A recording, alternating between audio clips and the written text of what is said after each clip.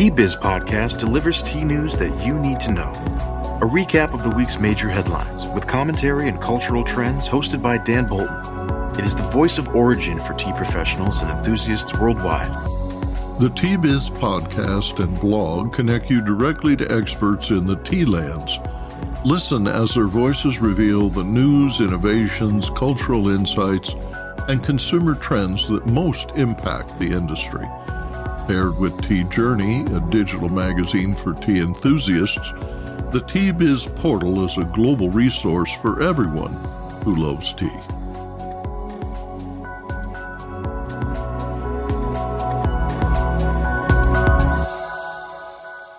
Hello, everyone. Here are this week's headlines.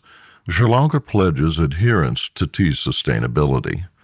An Outcry tea auction raises 46 million rupees for charity.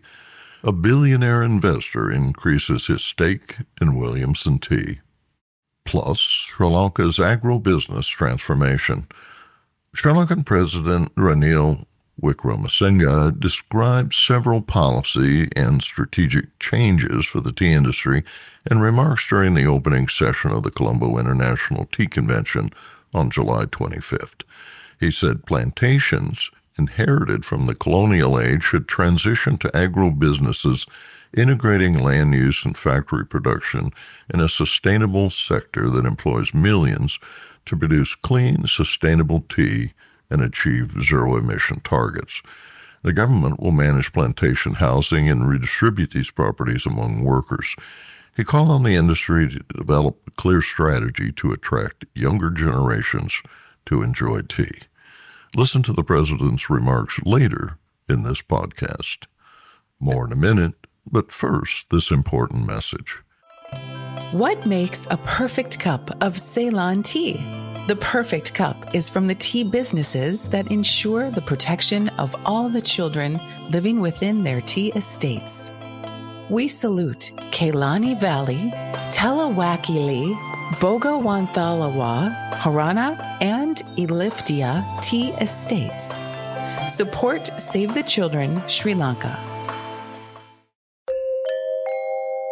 Sri Lanka's Agriculture and Plantation Industries Minister Mahinda Amawira, addressing an audience of 750 tea professionals during the opening remarks at the Colombo International Tea Convention, announced that by the end of 2024, quote, we will establish a globally accepted national sustainability standard for Ceylon tea. This is a significant milestone for the Sri Lankan tea sector and a testament to our commitment to addressing the challenges of climate change and ensuring the development and well-being of plantation workers and smallholder farmers. This new standard will guide the development and implementation of a regenerative agricultural model promoting low-carbon tea production. This multifaceted approach involves a life cycle analysis to ensure our tea production processes are environmentally sustainable and economically valuable, he said. Quote, our objectives can only be achieved by adapting environmentally and socially sustainable, ethical, innovative, and commercially oriented agricultural practices, he said. Sri Lankan Tea Board Chair Niraj Demel explained that the convention theme, tea, a lifestyle, and a livelihood, resonates deeply with our ongoing commitment to uplifting the livelihood of communities in the growing regions. Quote, it is vital to recognize the dual role tea plays not only as a cherished beverage, but also as a foundation of livelihood and a vibrant lifestyle. This convention allows us to share the progress we have made and the lessons learned from our journey to transform Ceylon tea to cater to the needs of the future. Quote, to ensure that tea remains a sustainable source of income for all those involved in its production, we must focus on enhancing the livelihoods of our tea producers and workers. The well-being of our workforce is linked to the quality and success of the tea industry. It is essential that we prioritize the welfare of our tea workers. This entails improving working conditions, offering fair wages, and ensuring access to essential services such as health care and education. Empowering our workforce through training and development programs is crucial. Equipping workers with skills and knowledge enables them to contribute more effectively to the industry. We have to go beyond the fields and factories. Tea must be integrated into our lives and promoted as a product that connects people and brings joy. Business Insight. Attendees at the 3-day event were attentive during 8 well-researched and comprehensive sessions featuring 50 speakers. They were vibrant during social activities beyond the welcome cocktails, including a formal gala with music, dancers, and drums, and a concluding party on the beach. It has been 7 years since the tea community last gathered in Sri Lanka. A reenactment of the century-old Ceylon Outcry auctions generated 46 million rupees for charity to benefit tea workers. The auction enriched the Colombo Tea Traders Charity Trust account by $155,000 USD. Colombo Tea Traders Association Chairman Sanjay Harath said, quote, "This fund uplifts the educational standards of the children in the plantations. We want to develop 130 smart classrooms and offer the children education in the English language," end quote. The auction featured 39 lots drawn from Sri Lanka's 7 tea-producing regions, showcased in ornate wooden chests known as tea caskets. The artisan and traditional Orthodox varieties generated excitement as the auctioneer encouraged the ever-increasing bids. Sri Lanka's first Outcry auction was in July 1883, when 5 lots totaling 999 pounds were sold. 8 catalogs of teas for this year's auction were on offer. Brokers included Asia Siaka Commodities, Ceylon Tea Brokers, Forbes & Walker, Lanka Commodity Brokers, Eastern Brokers, Bartlett Produce Marketing, Mercantile Produce Brokers, and John Keels.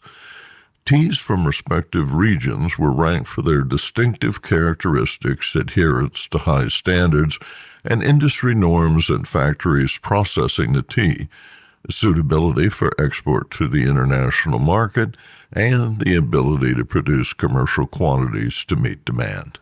The auction was conducted in Jasmine Hall at the BMICH Center. Tea-Biz correspondent Shamori in Kenya reports Williamson tea shareholders will earn less in 2024 despite the company's increase in turnover. The modest downturn did not discourage billionaire Kenyan investor Belobi Mattel, now Williamson Tea's second biggest shareholder, from increasing his stake in the company by 92,200 shares, valued at 23 million shillings as of the year ending 31 March 2024. Tea volume increased by 3% from 16 million to 17 million kilos sold in the year ending March 31st, according to a 27 June report by the company's secretary, Gilbert Masaki. Overall production increased 25% to 18.9 million kilos of tea through March 2024, compared to 15.1 million kilos the previous year. Williamson's 4 farms, located west of the Rift Valley in Kenya, reported average tea prices of made tea declined from 257 shillings per kilo last year to 256 shillings this year. That's about $1.97 per kilo. Profits from continuing operations dipped from $564 million in 2023 to $527 million this year. Williamson Tea directors have proposed a final dividend of 15 shillings per share this year, increasing the total to 25 shares, amounting to about 437.8 million shillings. And now, a word from our sponsor. Hello, I'm Bogdan, a passionate tea drinker and the inventor of the ultimate tea machine, the Brewmaker 1. Preparation is key to making fine tea. Sequential steepings deliver the best taste possible and unlock the true value of whole leaf teas and botanicals. Brew automates that process without using any pots or capsules. This simple-to-operate, smartphone-controlled device stores steeping profiles to consistently make great tea at the push of a button. Brew also reduces time, waste, and energy. That's because I engineered the brew to remember control settings for temperature, brewing time, and quantity. Using my patented process lets you stack steep simply and conveniently.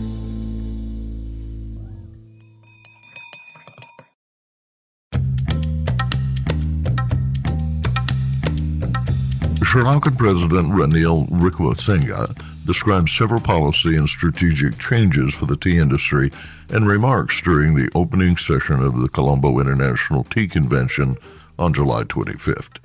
He said plantations inherited from the colonial age should transition to agro-businesses, integrating land use and factory production in a sustainable sector that employs millions to produce clean, sustainable tea and achieve zero emission targets. The government will manage plantation housing and redistribute these properties among workers. He called on the industry to develop a clear strategy to attract younger generations to enjoy tea. Here are his remarks. Distinguished guests and friends, that the tea industry has in achieving this transformation. Our transformation from a feudal economy to a modern economy in the 19th and the 20th century was driven by our plantation industry, by tea.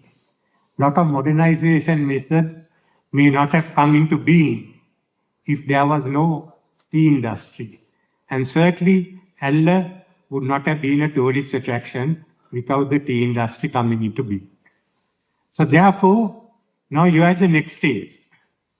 And let's be realistic. We are a country which broke up our capital formation, which came out of land, plantations for about 30-40 years. Now we are trying to recapture that and to bring plantations up to play a role in the future. So let me first tell you the first step. I don't think we need plantations. We need a thriving agro-business, both of smallholders and large management companies who will look at the highest earnings possible. So that is the beginning. So we have to start reforming from inside. And of that, two measures I must mention. One, the need to resolve the issue of remunerations. We have to remember that those who worked in the plantations are some of the people who were at the worst end of the bankruptcy in the country. Secondly, to ensure that we come into agro-business, we will now extract all the line room areas and the surrounding areas and take it back to the government and regather them as villages, so that the line room concept will disappear as people start building. But then that's the part of the world we live in. No one lives next to a factory. They come from nearby. If you go to the coconut estates, we don't have anyone living in the land that belongs to us. So that, especially because the multi-dimensional poverty indicators in rural areas are very high. Higher than some of the northern areas which were affected by war. So these are some of the issues we have to resolve. Thirdly, there is the question of the debt that have been incurred by some of the enterprises, especially the small enterprises during this period, and how do we resolve it. Fourthly, matter which concerns us and others, the access to the Russian market. Actually, sanctions have not in any way put back Russia. They have somehow or other come into Asia. The problem is for those of us who have to trade with Russia. And maybe those will require new look, but we'll have to wait the outcome of the US presidential election. Till then, you have to use your means of how you get your tea across to Russia, which I should not know. That's the only requirement. But there is now, what is the model of our enterprises? We have the smallholders, and how do the plantation industry become agro-business? And are we going to say only to tea, or are we going to allow smart agriculture in your areas? You will do something forestry, and in time to come, there will be land that will be opened out in other parts of the country for agro-businesses to grow. So there are opportunities of applying. I have no issue on that. Some of our companies have gone abroad and they have also established themselves elsewhere. That's not a problem with the government. As long as we are the biggest player in the game, subject to that, we can go ahead. Because Sri Lanka must have a dominating position in the market. But having said that, what is the future of tea? Are people going to drink tea the way we drink tea? What are the millennials, Gen Zs and all going to do? Now that's the future. And that future is not in Sri Lanka. Except for the promotion and the R&D you're doing. You have to carry your battle straight into these areas. Into Europe. Into America. Are they going to drink iced tea? Are they going to have a tea drink? We do not know. That. And to help that, Sri Lanka is now, we bring the climate change legislation and the new environment laws, which will enable us to hit net zero even before the target date. So that is the help that we can do there. But what people are going to drink is something you all have to decide. Or will you be eating something with tea? We don't know. We just can't say what it is. And that is where the battle is. Already some other countries like Netherlands and all are now experimenting. So we have to now look at the TRI. What have they done? What should they do for the future? And make it a joint partnership between government, which will provide funding, and the private sector. So I think in a way,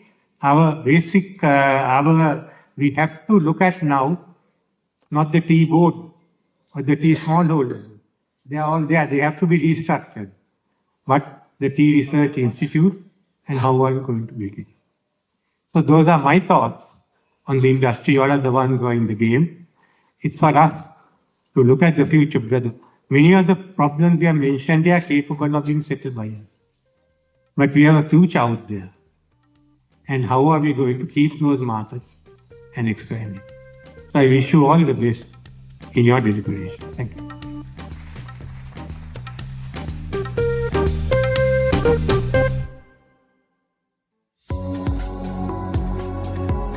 Intrigued by what you heard in today's podcast? Would you like to learn more from our global network of Tea-Biz journalists and tea experts? Remember to visit the Tea-Biz website for more comprehensive coverage. That's www.tea-biz.com.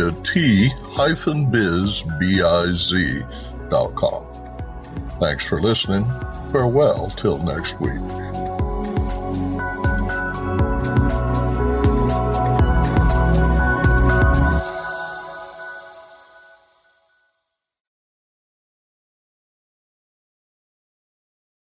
Produced by Adavita Studios. Connect your voice to the world.